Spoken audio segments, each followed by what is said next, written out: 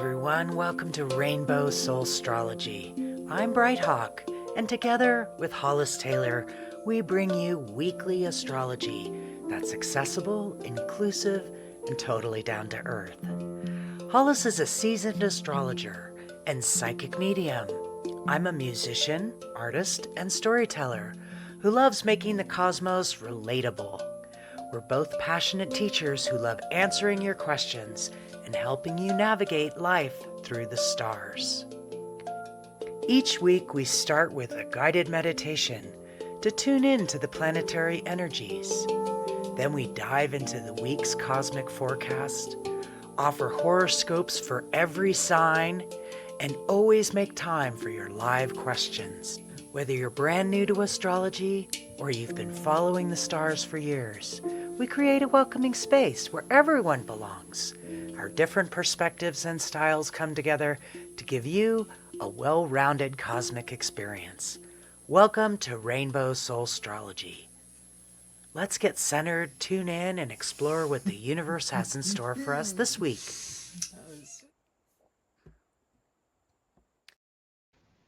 Hey, welcome everyone.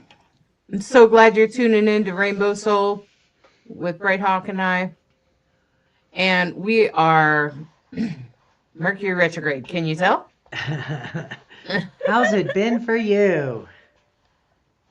Great. So, just be aware that Mercury's retrograde and now Jupiter's about to join it. So we'll talk more about that. But I'm going to say first, let's do a little meditation with Brighthawk so we can get grounded and centered and ready to receive some new information.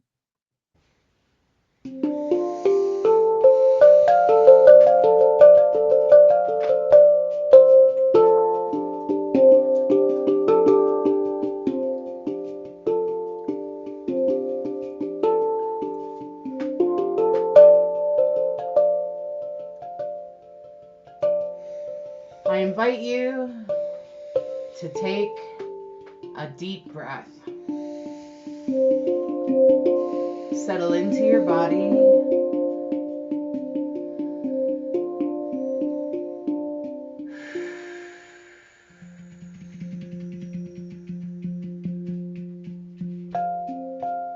Allow your body to just release that tension.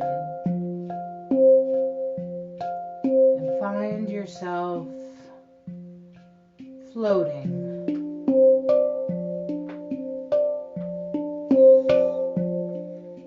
Floating in outer space.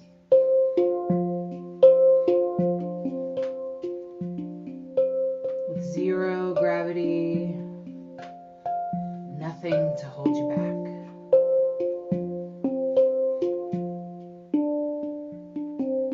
Nothing weighing you down.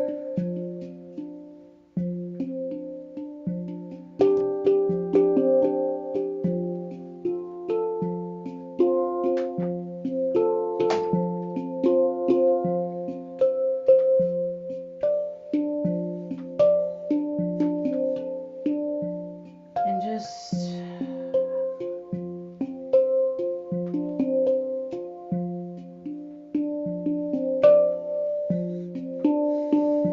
imagine yourself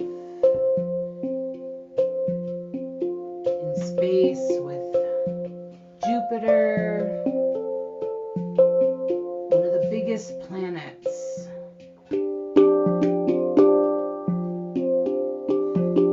And it seems so massive,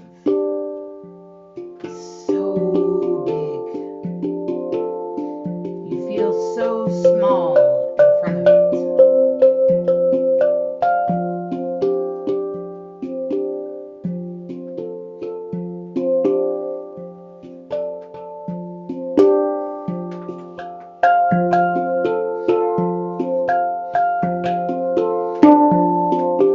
And as you await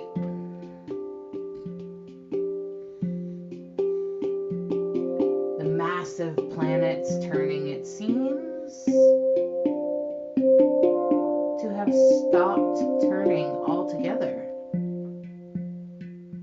It's so big you barely notice.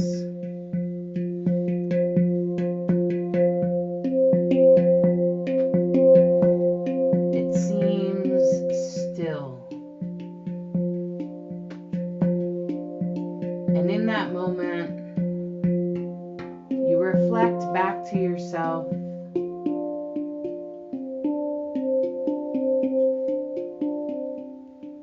Your belief systems.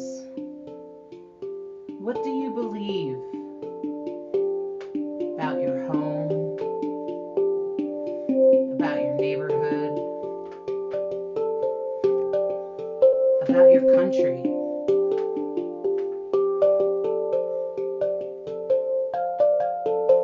About where you live and where you are now.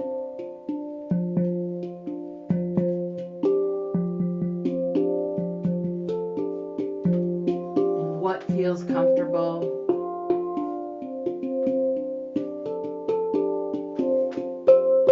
And what holds you in peace.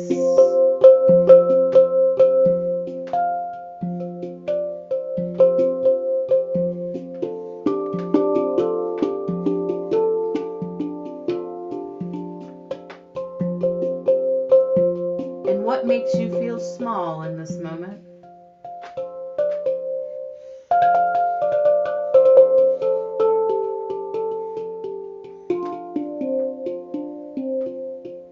And as Jupiter zooms away from you, you realize that your feeling of being small is actually just a perception.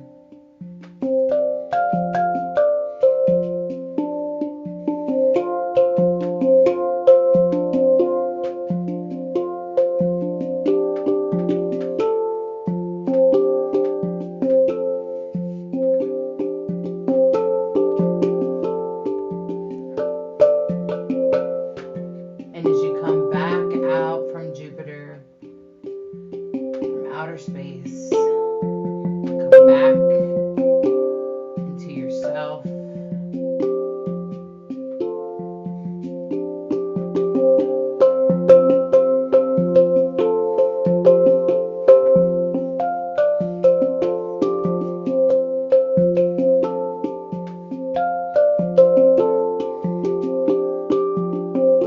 You come back to your here and now, to this moment, wiggling your toes and opening your eyes.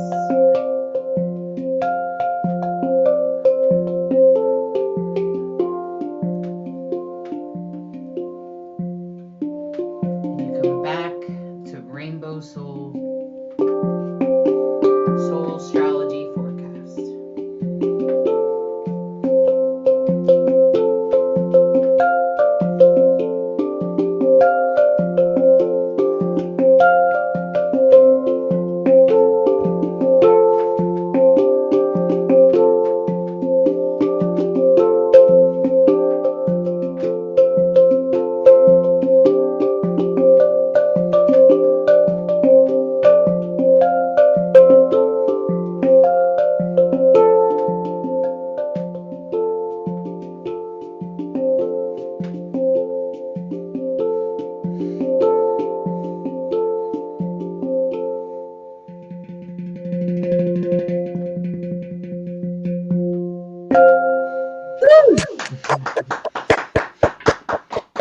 Thank you.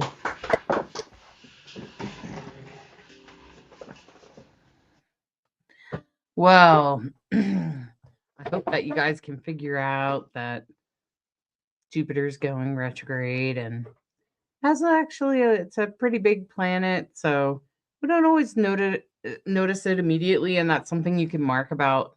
You can learn. We always want to teach here at Rainbow Soul, and when more personal planets, they tend to you tend to feel them more when they're directly on a planet of yours.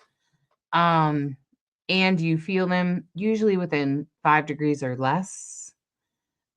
Jupiter, you won't feel it unless it's on a planet or when it moves in and out, and when it moves retrograde, when bigger planets move like that, they kind of reverberate, like something might happen, but you might not be aware of it, and then a week later, somebody tells you, "Oh, I did that a week ago." Right? Okay, and then and you're feeling it now, right? So it's kind of like a especially right now with Mercury retrograde, there's some delay in things. There's this is we're actually recording this on Sunday. Um and so it tends to create this sort of slow down of energy where things are delayed, especially because that's the day that Mercury actually goes retrograde. And then it looks like and we're going to share the charts here with you. So when we look at the charts here, Bright Hawk, you'll have to unmute yourself if you want to say anything. Um, when you look at the chart here, you can see that actually on Monday, technically Jupiter is stationed. It's not quite retrograde. It actually goes retrograde, I think, on Tuesday, but it's stationed. And so it kind of begins its process of having you review, edit, revisit your belief systems about your home, about your country, about your neighborhood, literally about your house, literally about what space you live in and what does it feel like and what should it be. I know Bright Hawk and I are doing that. We can't make this up. But even if you're not moving or relocating, you might also be experiencing it more gosh, I just don't like my furniture here. It could be something as simple as that to uh I, I thought this about our government, but now I'm thinking this. And so you might be revisiting or editing or reviewing something that you believed in the past, everything from your home to, where your bed's at in your house to um to your government or to your neighborhood or who your neighbors are or what neighbors you talk to, um, or what your relationship with them is. Okay. And with Mercury retrograde, it's going to have a lot to do with communication. Okay.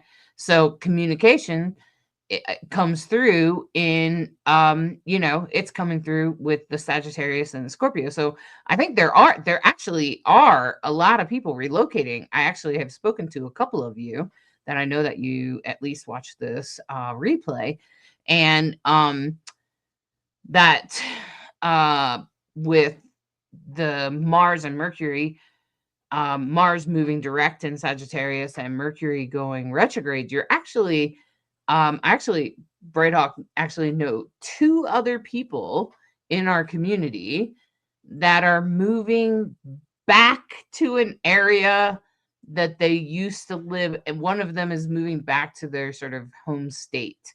And I'm just laughing because I'm like, well, that's okay. But maybe there's a bigger reason for it that we don't quite understand, but it totally makes sense for the Sagittarius part of it because Sagittarius is about short moves. And I've heard no less than 3 astrologers say exactly the same thing.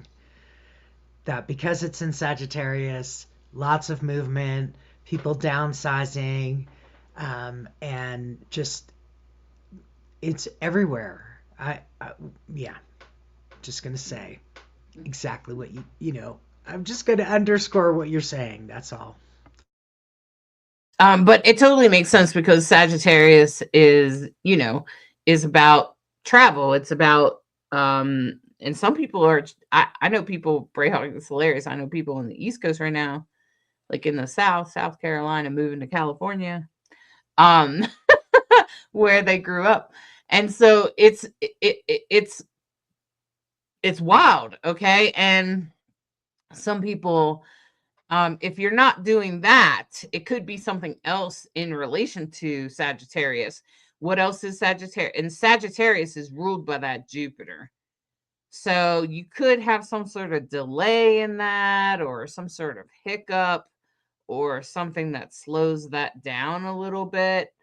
Um with Jupiter going retrograde, but I feel that it's for your best interest. Um, because, especially because Jupiter's in a trine to Saturn and Neptune, and being in a trine to them it's coming together easily, yes, but it's also making you to just kind of, you might have a little delay because of the Mercury retrograde. But I think Jupiter going back is just it's not gonna necessarily, Jupiter's not gonna be part of what's holding you up.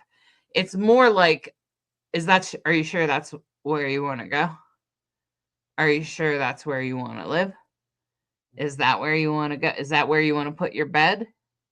Is that, and it could be like, is this how you want to live every day? It could be that. It could be, it's going to have something to do with where you live, how you live, and how you live in your home. Now, Sagittarius does also address indulgence. So if you have some sort of addiction or something like that, you could be reviewing or editing that. Yeah, remember retrogrades are all about the words. Review, huge. Re-edit, reconsider. All of the words are part of retrogrades. And so it just behooves us to take that moment that the universe is offering, and instead of trying to go full steam ahead, take that moment to review. Take that moment to reconsider. It's part of what retrogrades are good for. They can be helpful for that. And it's part of the ebb and flow of life, right? There's a tide, there's a flow, and retrogrades are part of that. So paying attention to how that works for you is really good.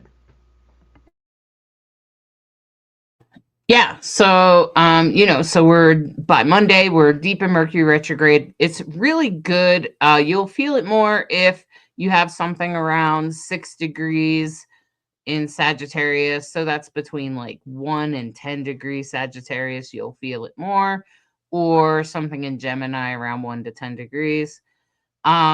You'll start to feel it more as Mercury comes back into Scorpio. It's going to ask you to revisit some things or look at some things while Mercury and Venus do a little dance later on in this transit. I've looked at the whole Mercury retrograde transit for the month of November, and this week honestly isn't all that terrible. I mean, there's a little bit of review and editing and like changing of plans maybe or whatever, but I don't see it being that harsh.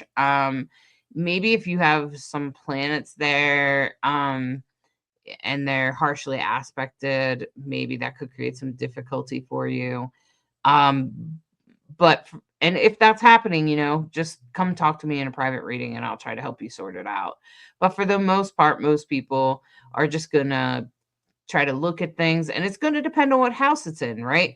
So you want to look at what house where is Sagittarius and Scorpio, where do they meet in your chart, what house are they in, because the late degree Scorpio and early degree Sagittarius is where this transit is happening. So that's where it's going to affect you, whether you have a planet there or not. But and that's if you're using the Placidus tropical Placidus chart generation like I have here, which is pretty standard for most astrology programs. Okay. Not all, but most, a lot of them. Astro.com definitely uses tropical Placidus as its default. Okay. So you'd have to, if you're like, what is that, Hollis? Placidus trop? What? Okay. Don't worry about it. If you don't know what that is, it's okay. If you go to astro.com and you're getting your astrology chart, you can usually look up in the upper left-hand corner where it has like the time and the date, or wherever it has that. And here it's in the upper left-hand corner. You can see it says Boulder, Colorado. Then it says geocentric. Then it says tropical and Placidus. And that's just the style of chart that it is. Okay. And the reason that's important is because it changes where things land sometimes. Okay. And so if you're using, I believe just to be clear, all astrology leads to the same place, in my opinion. Okay. You end up finding the same answers, in my opinion. Every time I've tried other systems, I've found for me, Placidus is more detailed oriented and a little bit more accurate for my use. But some people find great use in their whole house system, and that's perfectly fine too. Okay. So with Mars and Mercury traveling together, you want to look and see what house is this in? What house is Sagittarius start in? And whatever number, you can see the house, you can see that the 1 through 12 in that inner circle that's yellow in this image. Maybe you have a similar looking chart. If you're on astro.com, which is a very popular system, they'll have these numbers 1 through 12, and those are the houses. And you can always Google what does the second house rule in astrology, and Google totally knows the answer to that question. Okay. Um, so AI does too. Sometimes you can talk astrology with AI. I haven't found it to be very good at looking at your whole chart and reading the aspects and such. You can talk things out if you know astrology with an AI bot, but um, it doesn't seem to pick up on the aspects as well, unless you point them out. And the aspects are those lines in the middle. Okay. And it is pretty important if you have something at those early degrees in Sagittarius and Mercury and Mars are transiting them, it's going to activate it's going to activate that aspect, which is sort of, Nadia Shaw calls it a conversation with another planet, right? Okay. So in here, you can see that Mercury is at 6 degrees, it's red, and it has a blue line going down to the moon on Monday in Leo. So, um, so what do you think about that, Bright Hawk? Well, I agree with you on the intensity factor. It's just not as intense this week. And I'm sure most people are kind of relieved to hear that. So it's not surprising, though, right? Part of how we define a month is the building intensity towards a full moon. And then once the full moon happens, then it's a shedding energy, a letting go, exhaling, finishing up the month, right? And then, of course, we start it all over again with the new moon, which will be next week. So the moon's aspects this week, we start off with the moon in Leo.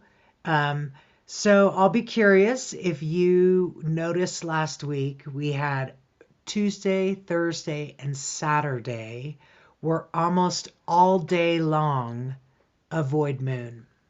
Was there anything easier or remarkable or less remarkable, or did you feel energized or not energized? Like, were you able to focus or not at all?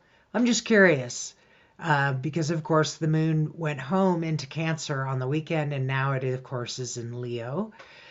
And so the moon is in positive aspects on Monday, trining Mercury and Mars, squaring Venus, having a conversation with Venus, of course.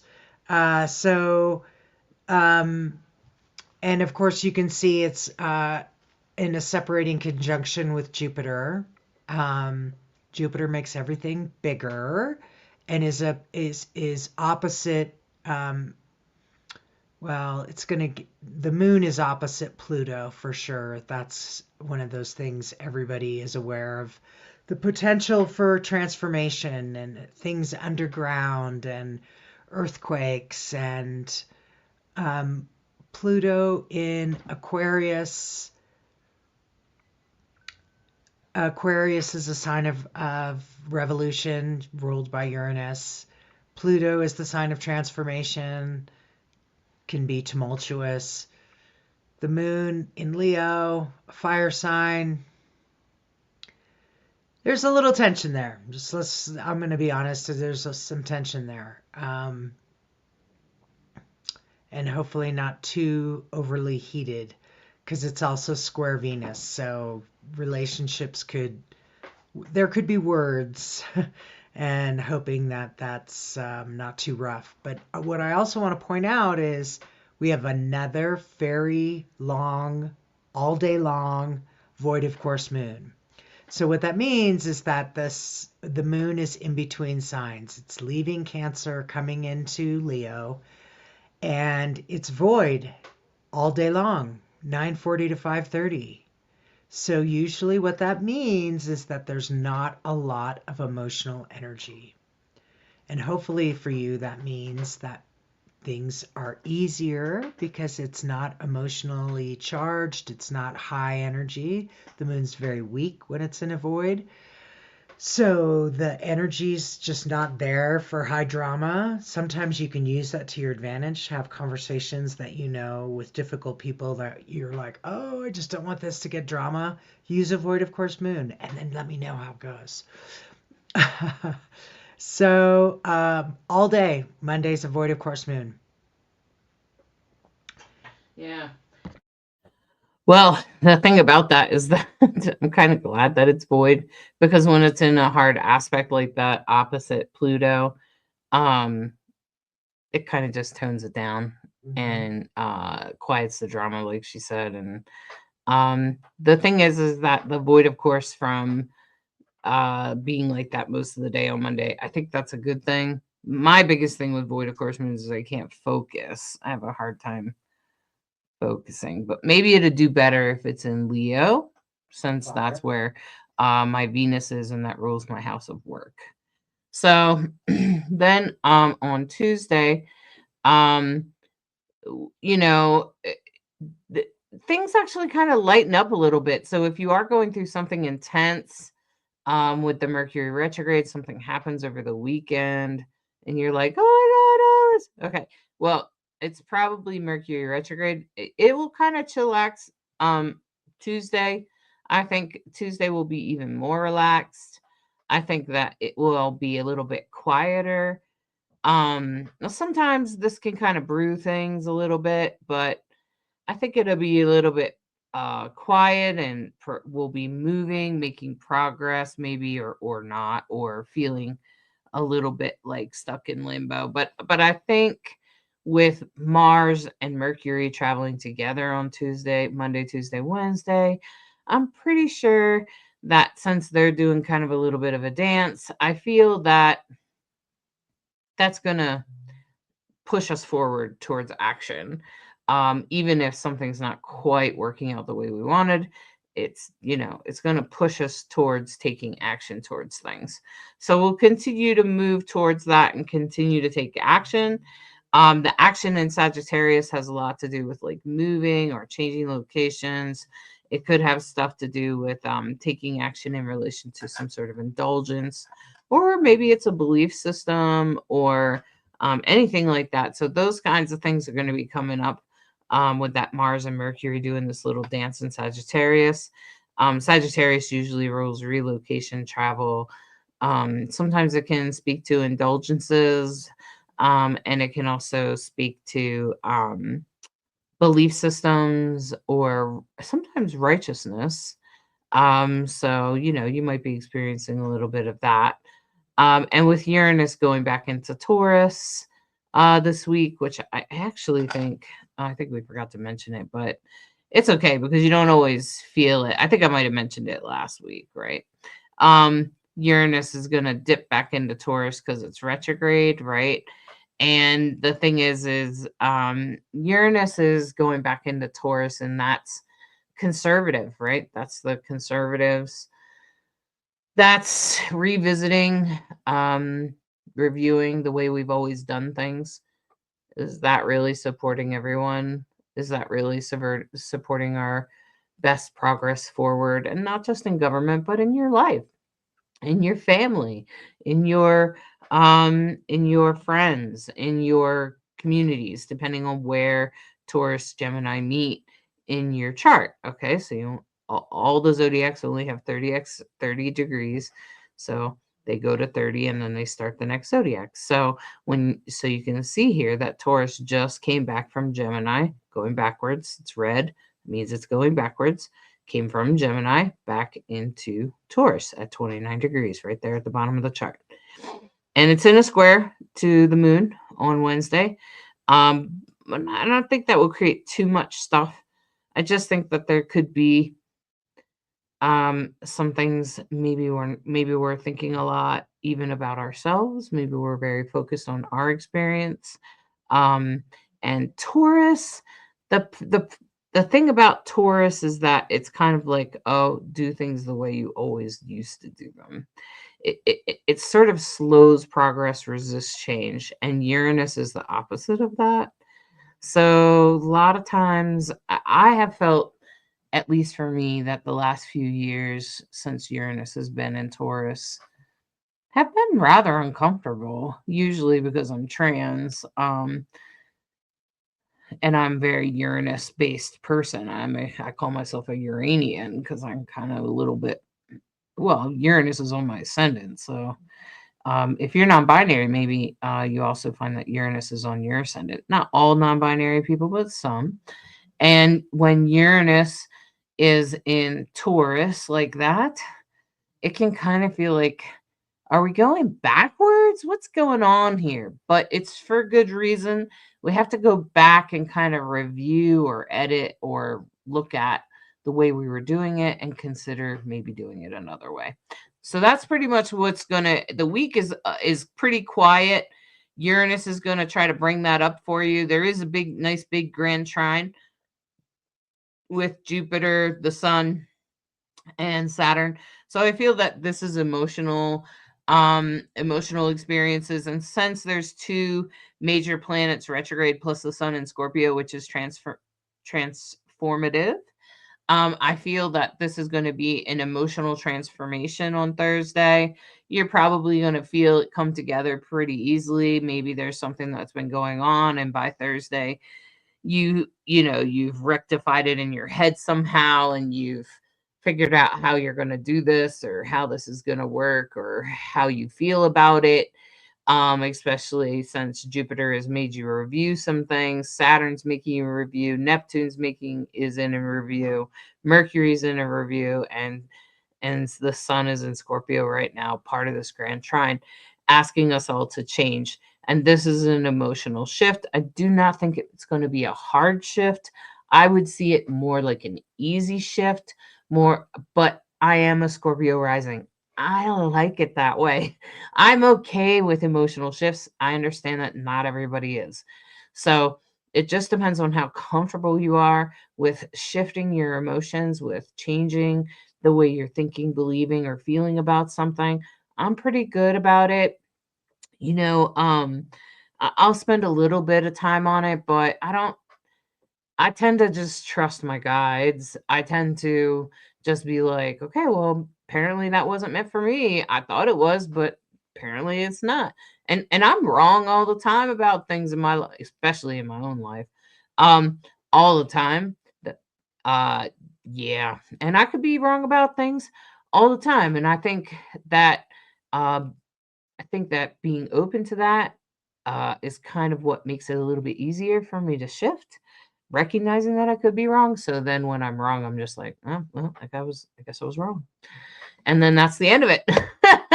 And we just move on. Okay. And so hopefully you're able to transform in a similar fashion. If not, hey, I'm giving you lots of warning if you're watching this on like Sunday, Monday.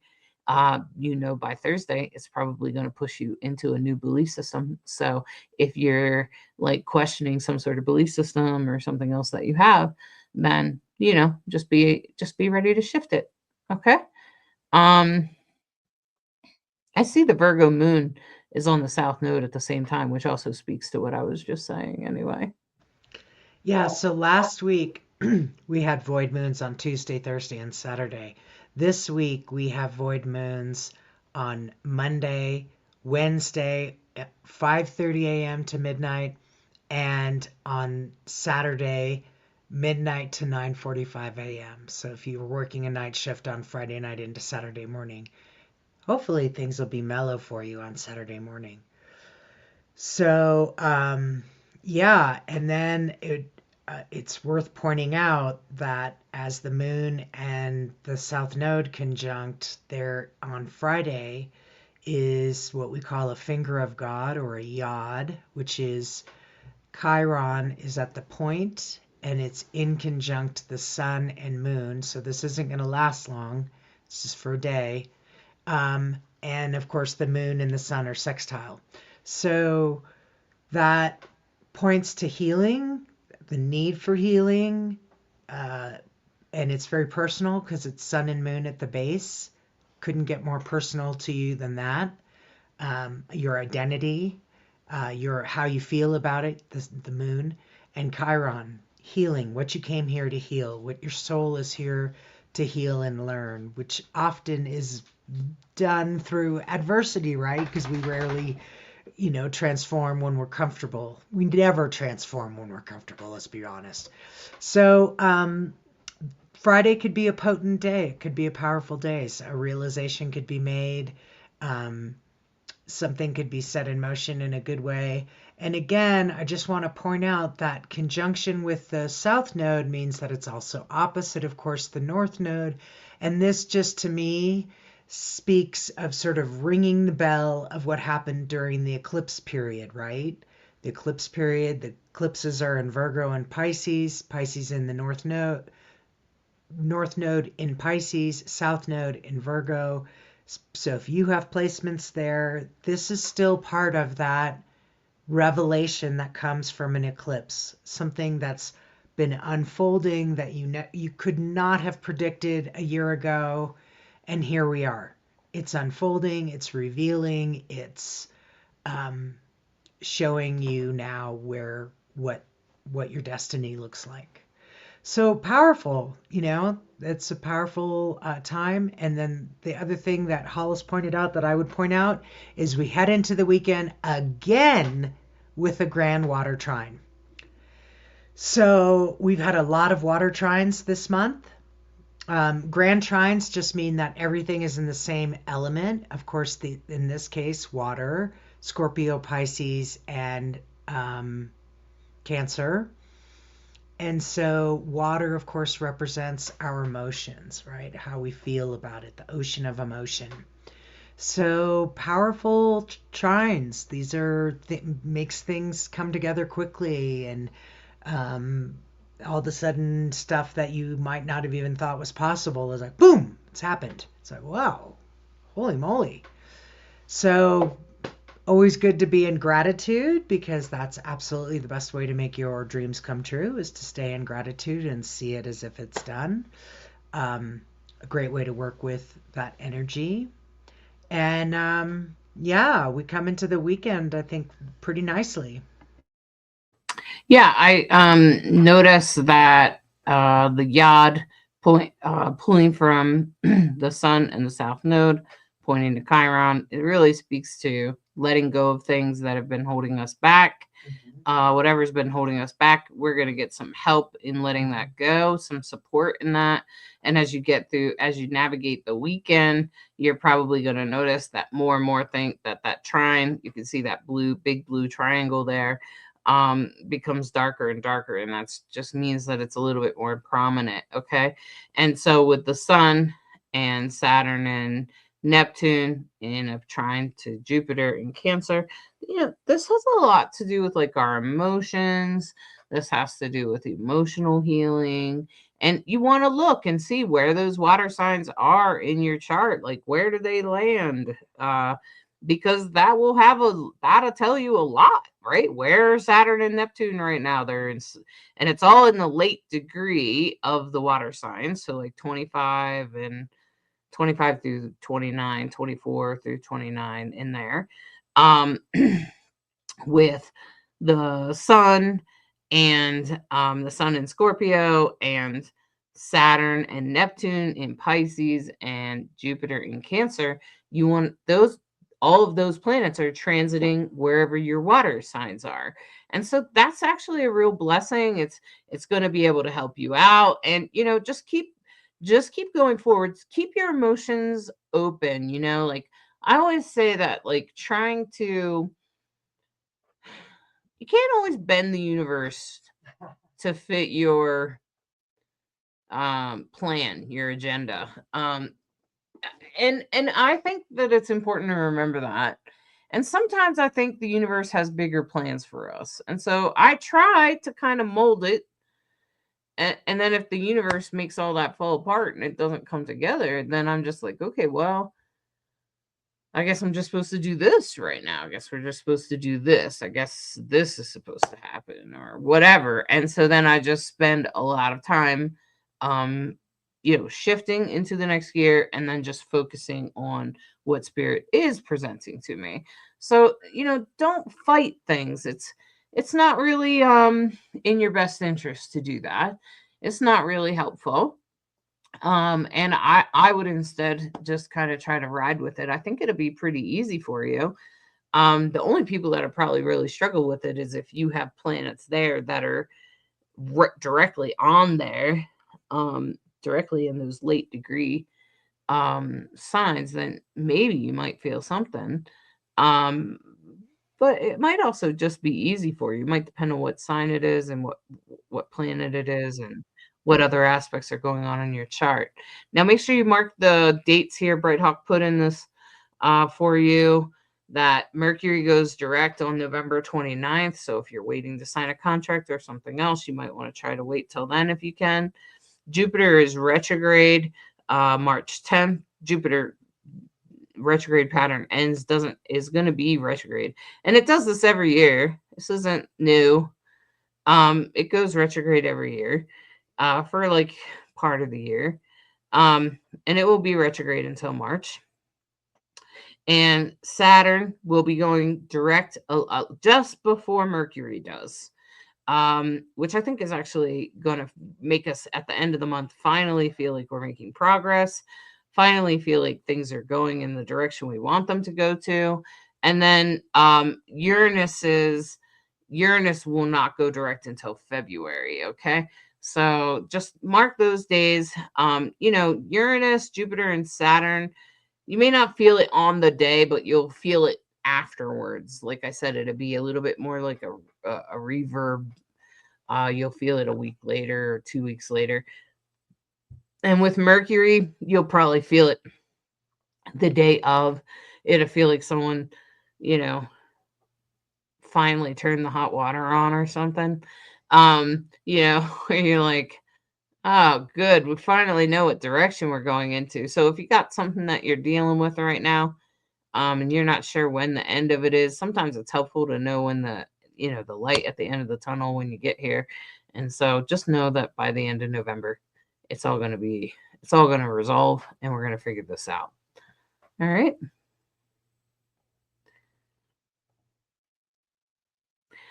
All right. So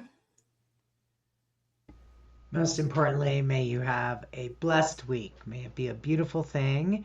And hopefully this helps you know how to surf the energy.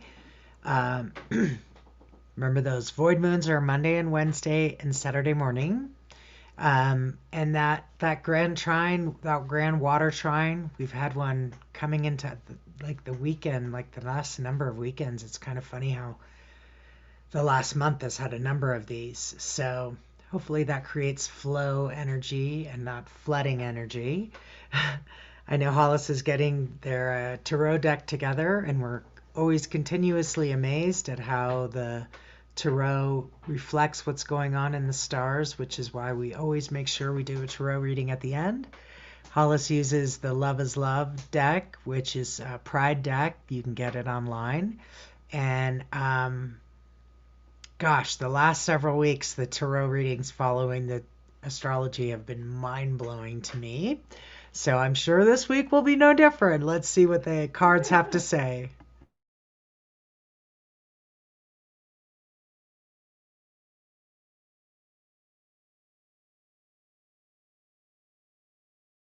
Okay, sorry about that. I was talking and I was muted. Don't worry, I realized it and I fixed it. Okay, so this is the 9 of Pentacles, and this has a lot to do with the past, okay? And this is very much about your resources from the past. This is very much about how resources make you look as well. This is about asking about your reputation and how that feeds you or doesn't. It's not necessarily always a good thing, but it's just talking about your reputation and your resources around reputation. So this might have a lot to do with who you're with and what kind of people you associate with, and that's the 9 of Pentacles. And interestingly, I can see that this must be have something to do with relationships, because then I have the 2 of Wands, which is the present, which is the now, which is working as a team with someone else, usually 2 people, usually you and another person, working for the same goal, coming together for the same thing with the same intention. And this is actually a really great card because, well, at least in my opinion, I'm a Libra moon, so I appreciate collaboration, but it's very much about collaboration. It's very much about coming together with, this is very Gemini energy. This is very standing with someone of like mind, of like intention, and doing something really big that has meaning for both of you. And that is really about manifesting some sort of strong future that is really meant for you. And interestingly, I was like, oh, okay, so we're collaborating. And then check this out. This is a great card. This is a 6 of Cups, which is actually a really great card because this is like, and you got a special treat coming your way. So if you're going through something right now and you're like, I don't know how this is going to turn out, all this, especially if you're coming together with somebody else, I'm pretty sure this is going to be a good thing. This is all about treating yourself. This is all about, self-care, yes, but it's more about a gift. It's more about, you know, it's more about getting something special or something sweet. And something that's really special for you and maybe whoever you're collaborating with there, right? So remember, this is about your reputation in the past and what that means to you and how that makes you present maybe in the world, and especially in relation to your resources, maybe how you're seen, or how people see you. And then going forward, remember that this has a lot to do with partnering with someone else and standing by them to create something that is good for both of you, that manifests into something positive for both of you. This is very much like a mutual collaborative goal. This is a very strong card, 2 of Wands. It's very mutual benefit, mutual intention. And then going forward, just know that where you're headed has a treat just for you with the 6 of Cups here. The 6 of Cups is really about cashing in, getting a treat, having something special come your way. That's going to be really sweet. So frankly, that's great news, right? That's awesome news. Oh my gosh. Again, just mind blowing cards. That's why we do them. Hopefully, it really helps you have a great week. Thanks for listening to us live on Monday evening. Bring your questions, bring your chart. We're real happy to share with you any questions and how to take advantage of this for you. Look for the reels that are the horoscopes that Hollis does for each and every sign, which is really excellent, really helpful every week. And thanks so much for listening to Rainbow Soulstrology, where we try to be a bridge between you and the stars. Have a great week, everybody. Thanks so much for spending time with us this week. We hope you're feeling more connected to the cosmic energies and ready to work with them in your daily life. If you enjoyed today's show, please hit the subscribe button. It really helps us reach more people who could use some cosmic guidance. And don't forget to share this episode with anyone who might need to hear it. We love hearing from you, so drop a comment, let us know what resonated most or what you would like covered next week. Your questions and feedback make our show better. Want to join us live? Subscribe! And catch us on Facebook and YouTube, where you can ask questions in real time and be part of our cosmic community as it happens. Until next week, Trust your intuition, follow your inner wisdom, and remember, the stars are always supporting your journey. Thanks for listening to Rainbow Soulstrology, where we try to be a bridge between you and the stars.